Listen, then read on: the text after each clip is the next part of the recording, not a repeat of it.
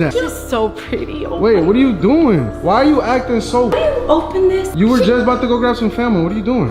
What is that? What do you mean, what is... The Trench family thought the nightmare was over, but tonight the evil twin sister came back again, louder and scarier than before. She stormed into the house, slamming doors, knocking down chairs, and throwing pillows across the living room. Everyone tried to stop her, but she laughed in a creepy voice, saying, "This house belongs to me now."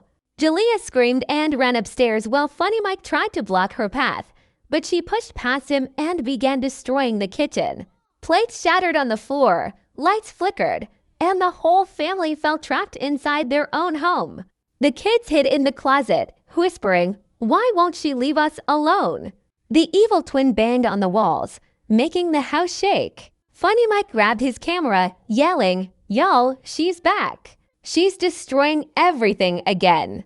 The family knew this was only the beginning of another terrifying night.